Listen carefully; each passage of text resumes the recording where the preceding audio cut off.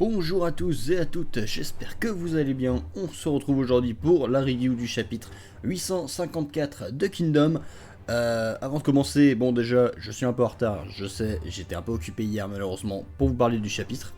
Et deuxièmement, je tiens à corriger rapidement ce que j'avais dit du coup dans la dernière vidéo sur le chapitre 853. Où j'avais dit qu'on ne savait pas exactement combien d'hommes il y avait des deux côtés, etc. Alors qu'effectivement, si, j'avais complètement oublié l'information. On est donc sur 440 000 pour Kin et 440 000 plus pour Zhao. Donc ce qui est cohérent avec les informations qu'on a eues dans le dernier chapitre. Du coup, on commence directement. Chapitre 854, coup d'envoi simultané. Une page couleur magnifique d'ailleurs avec Kukai et son armure. Très belle couleur hein, pour l'armure de Kukai. On a vraiment une armure de grand général hein, ici hein, pour le coup. Et une armure bien plus sympathique que celle de Chine, hein, on va dire. Une nouvelle armure pour une nouvelle guerre. Et effectivement, bon même si du côté de Chine, comme on peut le voir, ça n'a pas trop changé depuis le temps. Hein. Alors, on commence directement.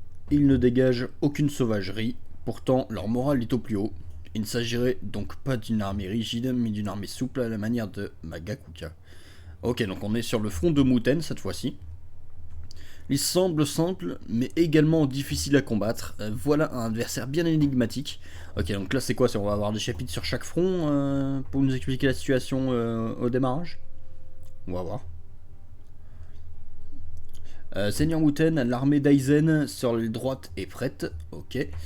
L'armée de Rikuzen sur l'aile gauche l'est également. D'accord, donc des armées, ça veut dire quoi? Ils sont devenus généraux? Bon, je ne sais pas, mais si on nous parle d'armée, a priori, c'est possible qu'ils soient devenus généraux, les deux. Bon, j'ai hâte de voir ça, mais bon. Et le centre se tient bien sûr prêt, pardon, à partir à tout moment. Ok. Bien, nous allons engager l'assaut afin de jauger la force de l'armée ennemie. Ok. Nous savons deux choses. Primo, notre adversaire n'est pas le plus terrifiant. Non, pardon, notre adversaire n'est pas le terrifiant Shibasho. Secondo, notre armée est particulièrement bien placée pour atteindre Kantan rapidement. Il nous suffira de tout donner en chargeant vers l'est.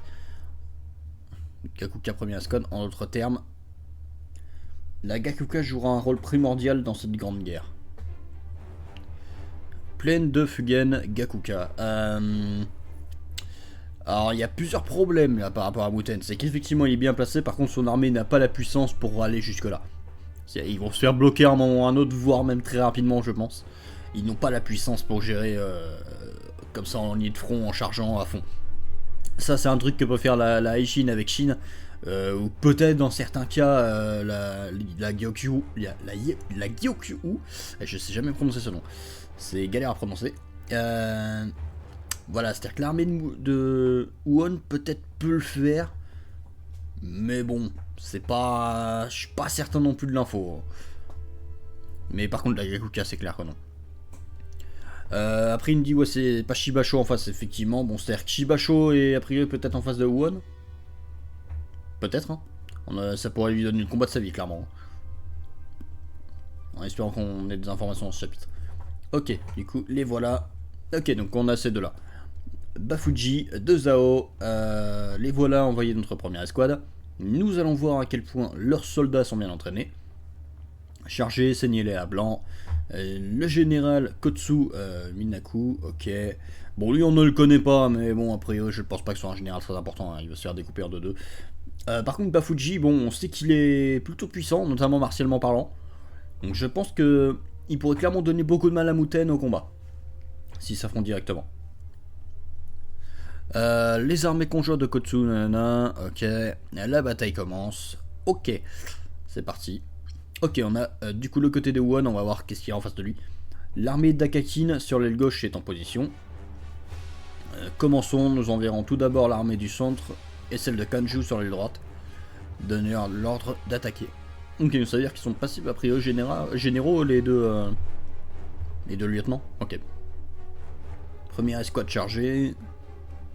Envoyez l'aile gauche pour les recevoir. Nous allons attirer leur armée centrale et les décimer. Bon, on ne le connaît pas, mais a priori, ça va pas être un personnage très important. Général Raijuku de Zhao. Clairement, c'est un personnage assez osef. Hein. A priori, il va se faire détruire assez rapidement. Plaine de Ryukei, la Gyokyu affronte l'armée de Reiju. On va aller cribler de trous, la bataille commence, ok, donc c'est parti. Plaine de Benru, ok, on y va. Rokuomi du coup. Général Rokuomi, oui, du coup. Devrait-on relier le message au centre et à l'unité de Ryokoku? Inutile, ils partiront quand nous bougerons. Ouais, bon, méthode Rokuomi, on fonce dans le tas et on voit ce qui se passe. Général, l'ennemi a lancé l'assaut, envoie une unité de taille équivalente à la leur pour les contrer. D'accord, donc on est sur un général ici qui est assez prudent. Et qui a l'air un chara design un minimum plus travaillé, j'ai l'impression que les deux autres. Peut-être qu'il va être un peu plus intéressant. À voir. Donc la bataille commence ici aussi. Plaine de Rekiba. C'est parti. Ah, Kansaro.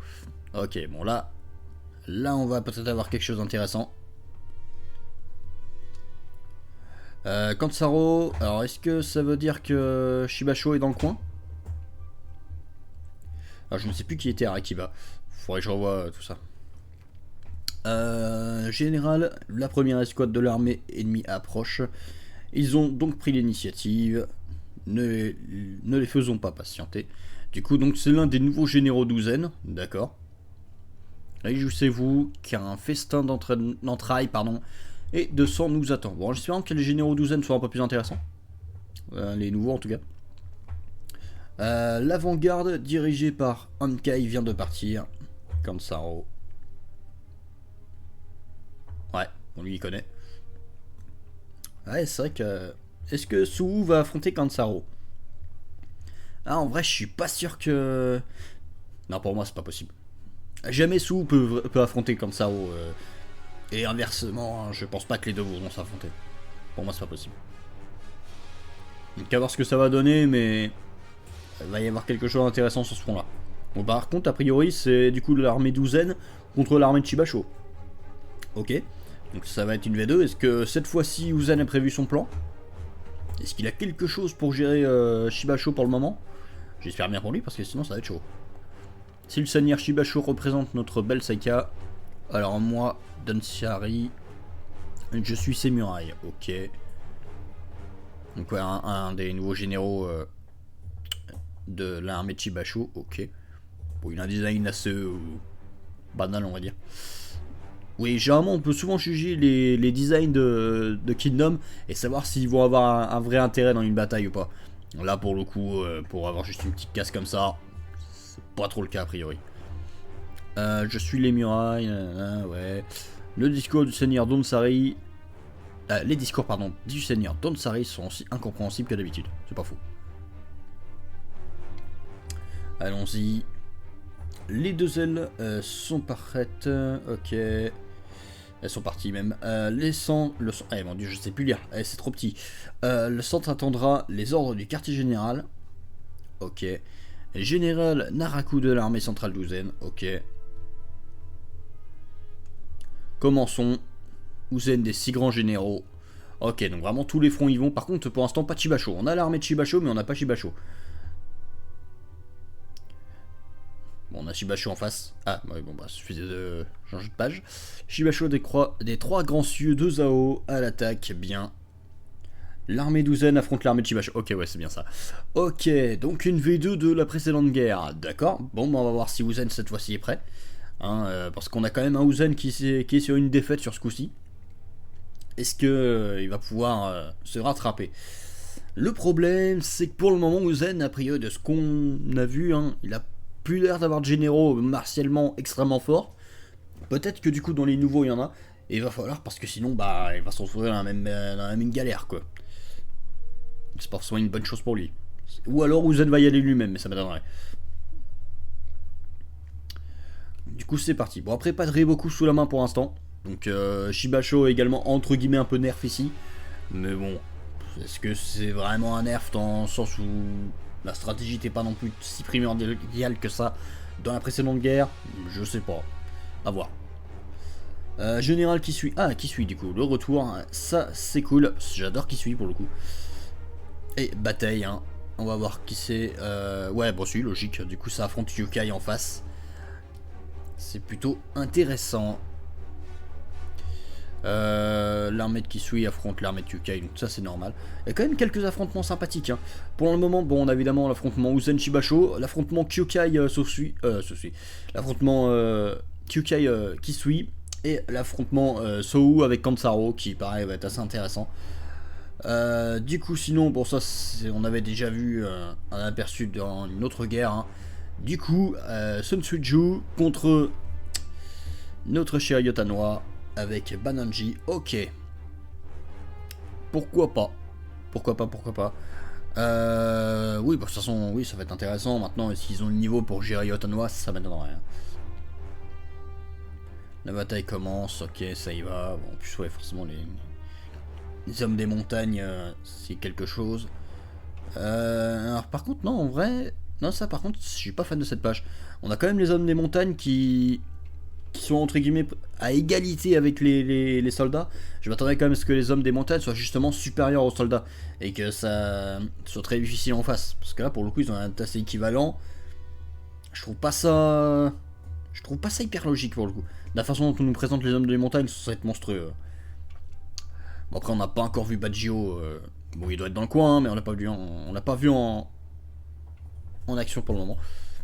En ce jour, du nord au sud, tout au long de la frontière Kinzao, une guerre d'une ampleur inédite décidant du destin des deux pays. Comment ça?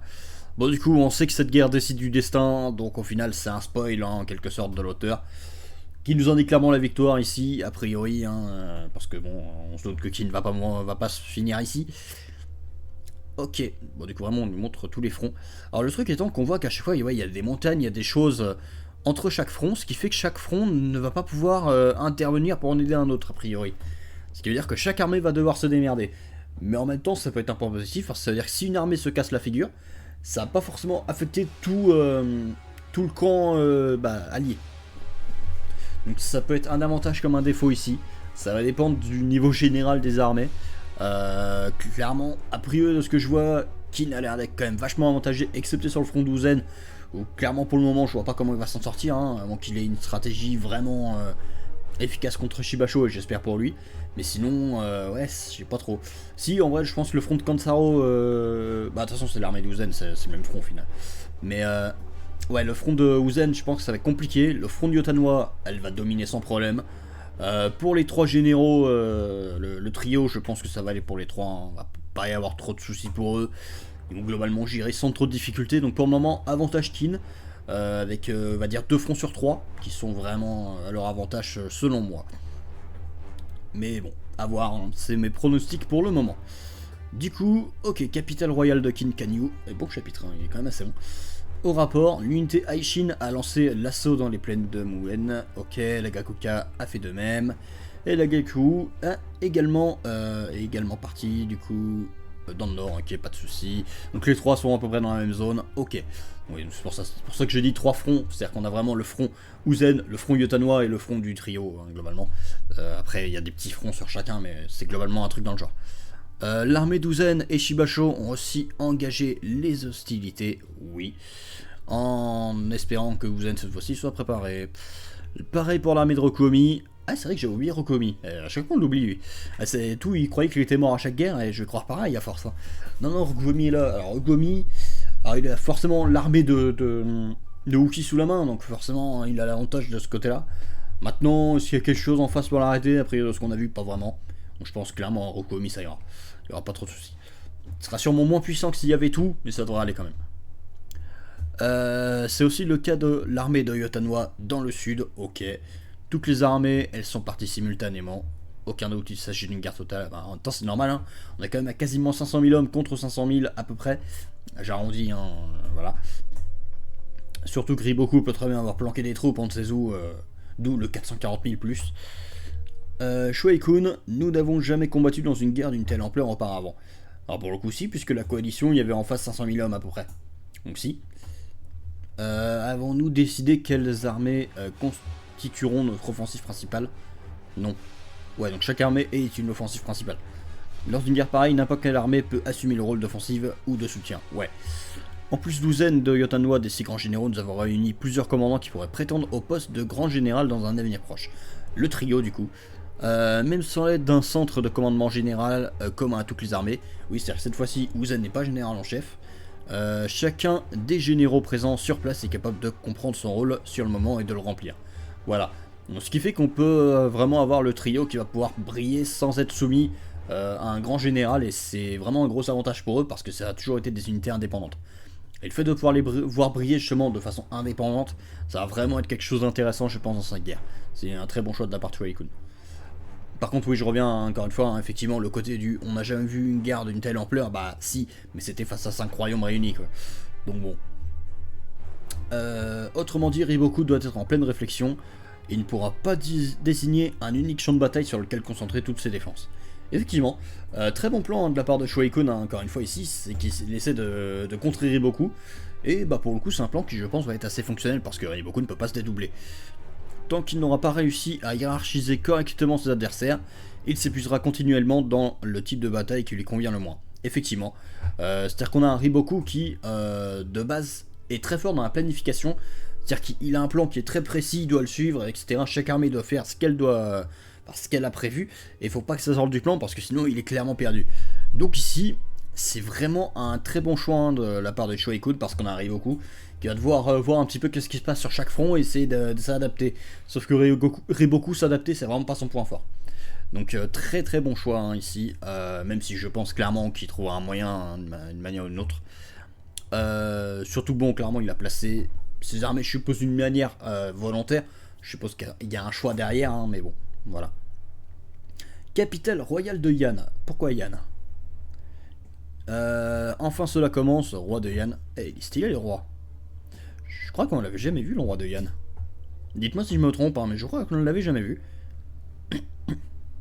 En tout cas stylé. Ouais, ok, on va voir tous les rois. Et vraiment, on nous montre que c'est pas une petite guerre là. Capitale royale, Tairu. Roi Kaibin de Wei. Goumei, premier général de Wei. Ouais. Alors, finalement, Goumei, c'est le perso qui a fait la plus grosse ascension du manga, hein, dans un sens. Hein. Il est quand même passé d'un. Enfin, c'était un général, quoi, à meilleur général de son pays, quoi. Sacrée ascension, hein, quand même, le gosse. Hein. Bon. Qu'en pensez-vous, Harry Stratège le chancelier, ok. En termes de nombre, cette guerre oppose les 440 000 soldats de Qin face aux 400 000 soldats de Zhao. Ah, je m'étais encore planté, mais mon dieu.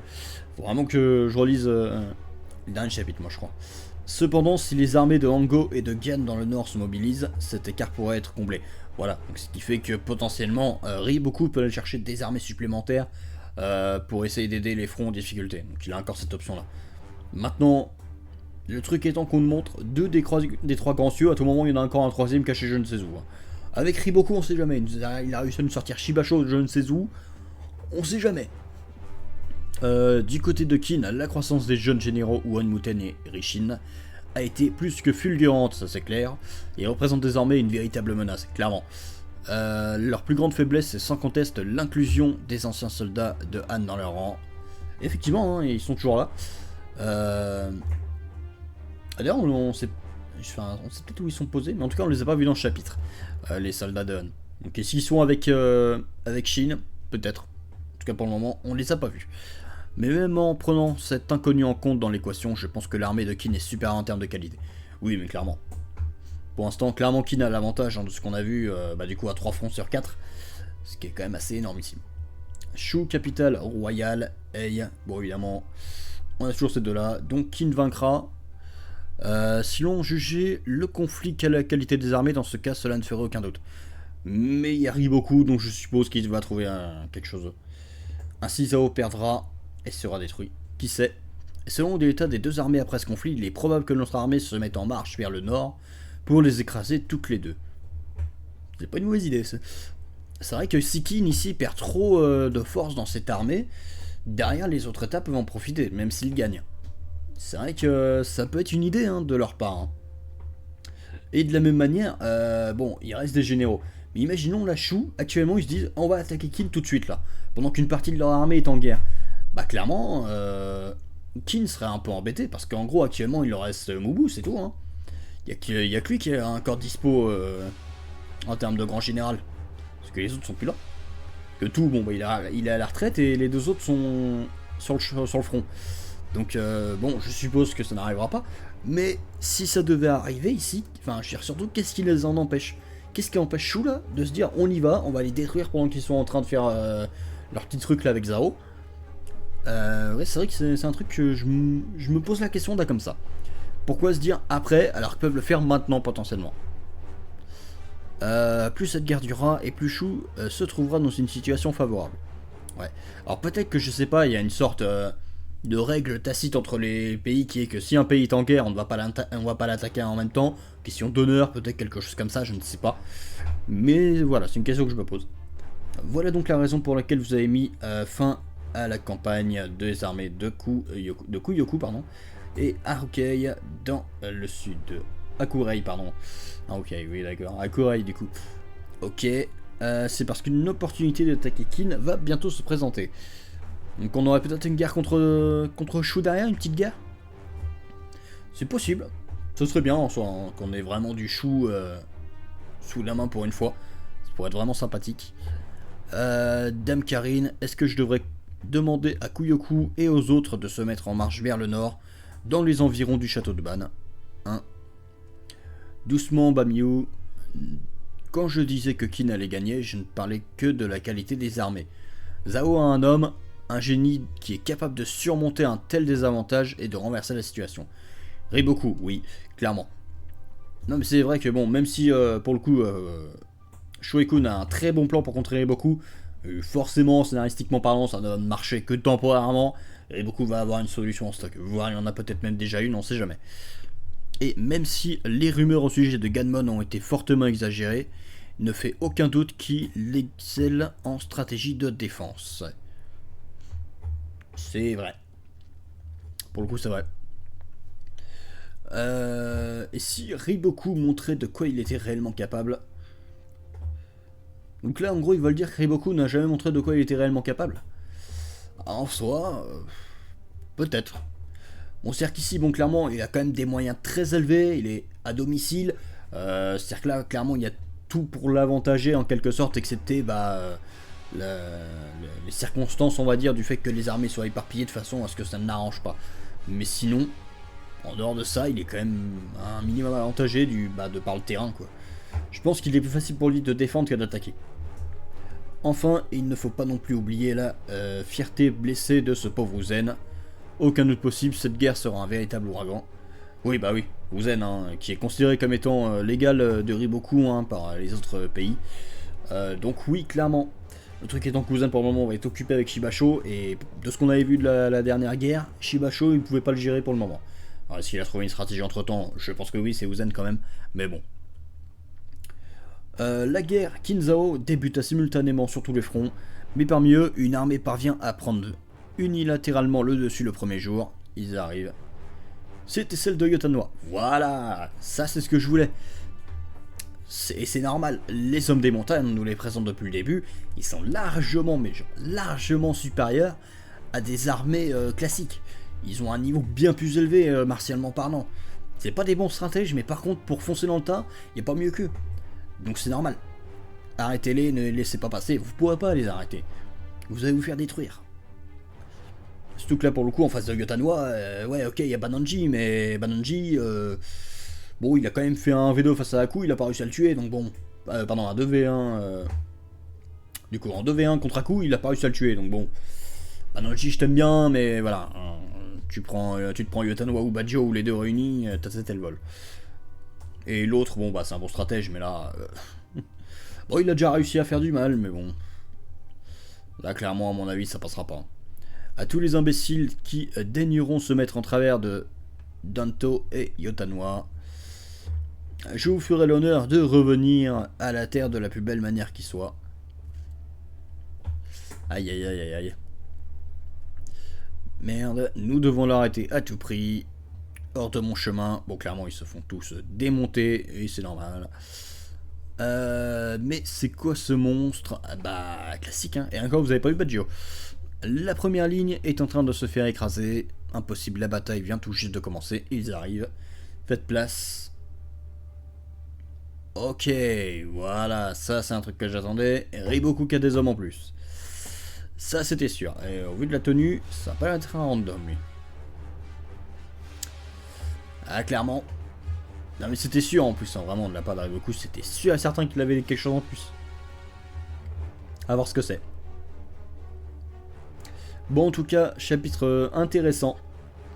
À voir ce que ça va donner par la suite, du coup. Mais un très bon chapitre hein, pour démarrer, clairement. On nous montre un peu tous les fronts, tout ça, c'est vraiment sympa.